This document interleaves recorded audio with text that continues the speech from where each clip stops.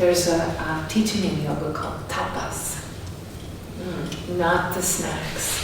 What Tapas means is the tension, the friction, the uncomfortableness that happens when you don't do what you've always done. When you start to change a habit that isn't serving you, right? That's no longer working for you.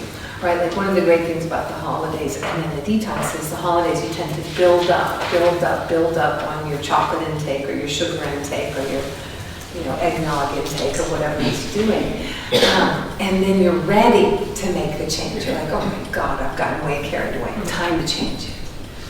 Right, but it still isn't always easy to do.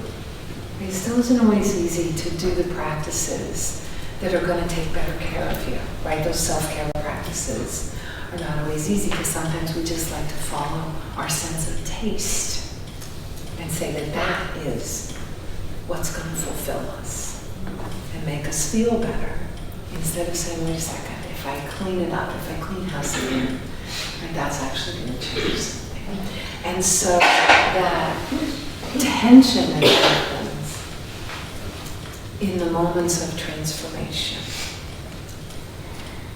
again, that hesitation, just like when you take the breath before you indulge in negative thinking or negative speaking, right? When you put that gap in through the breath.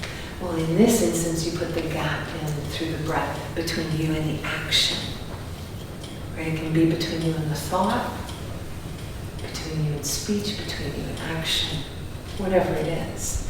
Right? But the potency of that moment of hesitation is actually a space where you reclaim your own power. You reclaim your ability to be strong. And in that, you reclaim your access to joy.